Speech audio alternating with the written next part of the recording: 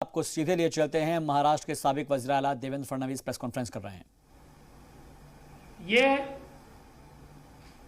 Commissioner of intelligence ने पकड़ा। पकड़ने से पहले बाकायदा डीजी और एसीएस होम की परमिशन ली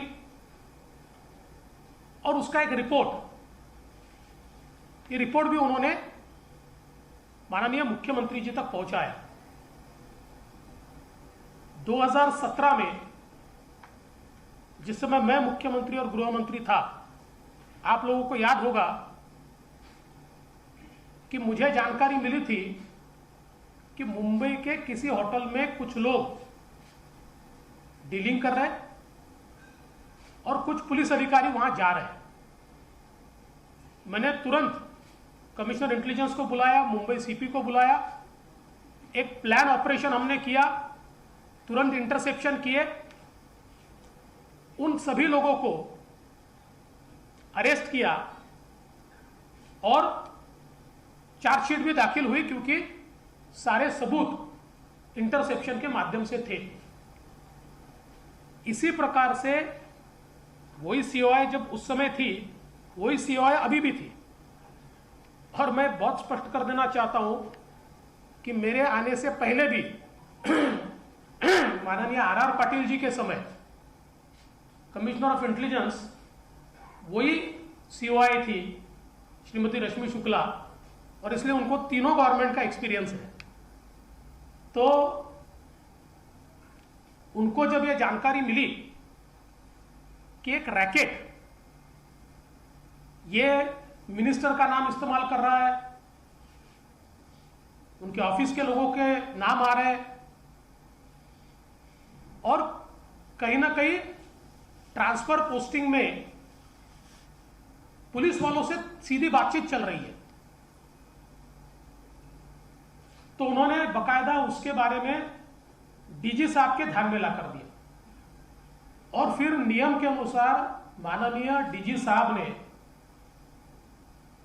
उसमें थ्रू डीजी एक परमिशन एसीएस होम को मांगेगी कि ये सारे नंबर हमको इंटरसेक्शन पे लगाने, और बकायदा एसीएस होम ने वो परमिशन दी। उस परमिशन के तहत जब कॉल रिकॉर्डिंग शुरू हुआ तो बड़ी एक्सप्लोजिव चीजें बाहर आने लगी और कई बड़े अधिकारी, कई पॉलिटिकल लोग, इनके नाम, चर्चाएं ये इसमें से बाहर आने लगी। और ये सारी चीजें ध्यान में आने के बाद इसको सारा कंप्लीट इसका रिपोर्ट उस समय सीओआई ने तैयार किया और 25/8/2020 को यह रिपोर्ट सीओआई ने, कमिश्नर ऑफ इंटेलिजेंस ने डीजी साहब को दिया और डीजी साहब ने 26 तारीख को, ये अनसाइंड है लेकिन जो मंत्रालय में वो साइंड है, आप उसकी चिंता मत कीजिए, नहीं तो फिर वापस, और ये तो साइंड ही लेटर है। 26 तारीख को उन्होंने, डीजी साहब ने उस समय के एसीएस श्री सीताराम कुंटे जी को ये फॉरवर्ड किया और उसमें बहुत स्पष्ट रूप से उन्होंने ये कहा कि ये जो सारा रिपोर्ट है, hence it is recommended that this be brought to the notice of Honorable Chief Minister at the earliest and an immediate and comprehensive inquiry be ordered by the state CID to identify concerned individuals and take necessary legal action. It is also advised that the secrecy of the report be ensured in order to prevent unnecessary scrutiny which may bring disrepute to the government. ऐसा बिल्कुल clear पत्र ये DG साहब ने उसके बाद लिखा 26/8। पहला जो है जो सीओआई ने लिखा हुआ है वो 25/8/2020 का है, यानी आज से 9 महीने पहले, कितना, हाँ 8-9 महीने पहले। दूसरा वो 26/8 का है। मेरी जानकारी के अनुसार उसके बाद इसके बारे में पूरी ब्रीफिंग ये माननीय मुख्यमंत्री जी को हुई और मुख्यमंत्री जी ने कंसर्न भी जाहिर किया, और ये मेरे पास डेटा है, करीबन 6.3 जीबी का, 6.3 जीबी का ये डेटा मेरे पास है कि जिसके अंदर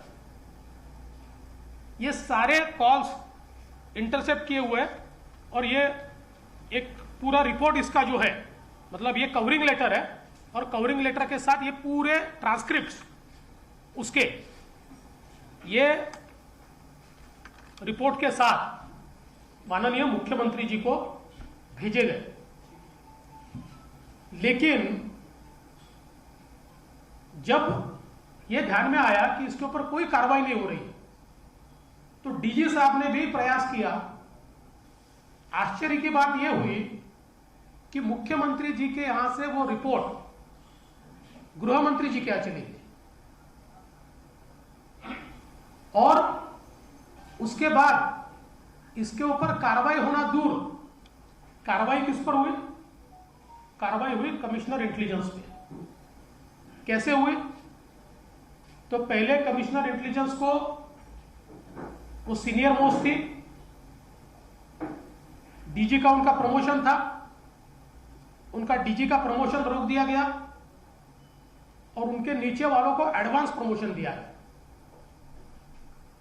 उसके बाद चूंकि उनका रिकॉर्ड इम्पेकेबल था, सारे उनके सीआर बिल्कुल अच्छे थे, तो उसके चलते उनको प्रमोशन देना ही पड़ा।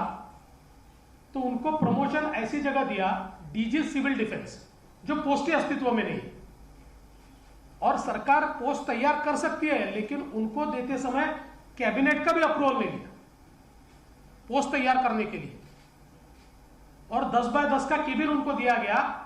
मतलब उनको बताया गया कि आपने ये जो इंटरसेप्शंस किए नियम के अनुसार, और रिपोर्ट जो तैयार की, ये रिपोर्ट तैयार करना आपकी गलती है, क्योंकि इसमें जो लोग लिप्त है वे सारे के सारे लोग इसके कारण एक्सपोज होते हैं। और जैसा मैंने कहा, जानबूझकर 25 अगस्त 2020 से आज तक इतने सेंसिटिव रिपोर्ट पर कोई कार्रवाई नहीं की गई। आश्चर्य की बात ऐसी है, इस रिपोर्ट में जिनके नाम आए हैं उनको वही पोस्टिंग्स मिली है, उनको वही पोस्टिंग्स मिली है, और इसलिए यह बहुत ही गंभीर इस प्रकार का मामला है। मैं उनका लेटर जरूर आपको एक्सेस कराऊंगा, पर मैं उसके एनेक्चर्स और ये इंफॉर्मेशन आपको नहीं दूंगा, क्योंकि ये बहुत सेंसिटिव नेचर की है। इसमें कई अफसरों के नाम आते हैं, कुछ सीनियर अफसर्स के भी नाम आते हैं, और इसलिए मैंने आज शाम को दिल्ली में होम सेक्रेटरी की अपॉइंटमेंट मांगी है। इस प्रेस कॉन्फ्रेंस के बाद मैं दिल्ली जाने वाला हूं, और ये पूरी जानकारी मैं होम सेक्रेटरी को दूंगा, और मैं उनसे निवेदन करूंगा, चूंकि कई आईपीएस अफसर है, कुछ नॉन आईपीएस भी है, कुछ छोटे भी अफसर है, लेकिन चूंकि वो सेंट्रल गवर्नमेंट के अंडर आते हैं और उनके कस्टोडियन ये सेंट्रल गवर्नमेंट है, इसलिए होम सेक्रेटरी इस पूरे मामले की जांच ये सीबीआई से करे, इस प्रकार की मांग मैं होम सेक्रेटरी को करने वाला हूं।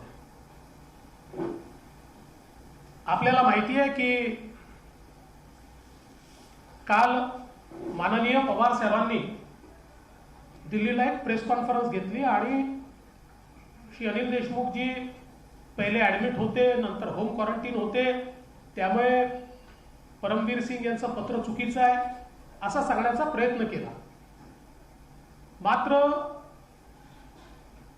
त्यानंतर तात्काळ मी एक व्हिडिओ रिलीज केला आणि त्या व्हिडिओच्या माध्यमातून मी स्पष्टपणे त्यांनी घेतलेली प्रेस दाखवली आणि त्यानंतर माननीय पवार साहेबांचे जे ट्विट्स आहेत या ट्विट्समध्ये त्यांनी असं सांगितलं आहे की ते जणू काही नागपूरलाच होम क्वारंटीन होते. हे खरं नाही आहे. या संदर्भातला पॅसेंजर मॅनिफेस्ट आहे. ते जेट प्रायव्हेटनी मुंबईला आले होते, ते मुंबईमध्ये होते आणि सगळ्यात महत्त्वाचं असं आहे की माझ्याजवळ 2 पोलीसचे मॅनिफेस्ट आहेत की ज्याच्यामध्ये त्यांच्या मुवमेंट दाखवलेल्या आहेत. त्या झाल्या आहेत की नाही मी याच्यावर काही भाष्य करणार नाही. त्यासोबत श्री परमवीर सिंग यांनी जे काही त्या ठिकाणी पत्र लिहिलं आहे त्या पत्रामध्ये SMS किंवा व्हॉट्सॲपचा जो पुरावा लावला आहे त्यामध्ये अतिशय स्पष्टपणे परमवीर विचारतायत की वाझे कधी भेटले आणि त्यात ते पाटील असं म्हणतायत फेब्रुवारी एंडला. त्यामुळे काल पवार साहेबांनी चौकशीही न करण्याकरता किंवा राजीनामा द्यायची आवश्यकता नाही याकरता जी कारणं सांगितली, मला असं वाटतं की पवार साहेबांना चुकीचं ब्रीफिंग देण्यात आलं आणि एवढ्या मोठ्या नेत्याला अशा प्रकारे चुकीच्या गोष्टी त्यांच्या तोंडातून वदवून उघडं पाडलं. खरं म्हणजे NCPनेच विचार केला पाहिजे की याच्या पाठीमागे कोण आहे, कारण त्यातली सगळ्या गोष्टी या चुकीच्या निघालेल्या आहेत आणि 15 ते 27च्या दरम्यान कोण कोण त्यांच्या घरी गृहमंत्र्यांना भेटत होतं या संदर्भातली सगळी माहिती ही आपल्याला उपलब्धच आहे किंवा उपलब्ध होऊ शकते. मी त्याहीपेक्षा एका गंभीर बाबीकडे लक्ष वेधू इच्छितो आणि ती म्हणजे मी परवाच्या माझ्या प्रेस कॉन्फरन्समध्ये अतिशय स्पष्टपणे बोललो होतो की एक परमवीर सिंग हे अशा प्रकारे तक्रार करणारे पहिले व्यक्ती नाही आहे. तर त्याच्यापूर्वी डीजींनी एक रिपोर्ट दिलेला आहे आणि माझ्याकडे आता त्यावेळेच्या कमिशनर इंटेलिजन्सच्या रिपोर्टची कॉपी आहे. त्या कॉपी सोबतचे सगळे एनेक्स्चर्स आहेत आणि जवळजवळ हा डेटा आहे 6.3 GB चा की ज्याच्यामध्ये सगळ्या कॉल रेकॉर्डचं इंटरसेप्शन आहे. आणि याच्यामध्ये ज्यावेळेस मी मुख्यमंत्री होतो त्यावेळेस 2017 साली आम्हाला असंच लक्षात आलं होतं की एका हॉटेलमध्ये डीलिंग होत आहे, काही पोलीस अधिकारी तिथे जात आहेत. तात्काळ मी कमिशनर इंटेलिजन्सला सांगितलं, मग आम्ही मुंबई पोलिसांना सोबत घेतलं, त्याचं कंप्लीट इंटरसेप्शन केलं आणि त्या ठिकाणी धाड टाकून त्यांना पकडलं. 8 लोकांना 7-8 लोकांना जेलमध्ये टाकलं, त्यांच्यावर चार्जशीट देखील दाखल केली. त्यामुळे त्याच COI आत्ता असल्यामुळे त्यांना हे लक्षात आल्याबरोबर त्यांनी तात्काळ डीजींची परवानगी घेतली, डीजींनी ACS होमची परवानगी घेतली, काही लोकांचे नंबर इंटरसेप्शनवर लावले आणि त्यात काही पोलीस अधिकारी, काही राजकीय नेते आणि अनेक विस्फोटक अशा प्रकारचे संवाद, कन्व्हर्सेशन हे बाहेर यायला लागले. आणि हे सगळं पाहिल्यानंतर त्यांच्या असं लक्षात आलं की यातनं खूप मोठा रॅकेट हे तयार झालं आहे आणि याच्याशी सरकारमधल्या गृहमंत्रालयातल्या गृहमंत्र्यांचे, लोकांचे, सगळ्यांचे संबंध हे दिसत आहेत. आणि म्हणून त्यांनी तात्काळ या संदर्भातला सगळा रिपोर्ट DG साहेबांच्या थ्रू ACS होमला दिला. ACS होम साहेबांच्या माध्यमातून तो रिपोर्ट माननीय मुख्यमंत्र्यांकडे गेला. मुख्यमंत्र्यांनी तो पाहिला, त्यांनी ते ऐकलं, पण त्याच्यावर कुठलीच कारवाई झाली नाही. 8 ऑगस्ट 2020 आजपर्यंत त्या रिपोर्टवर कुठलीही कारवाई झाली नाही आहे. आपण जर बघितलं तर DG साहेबांनी स्पष्टपणे.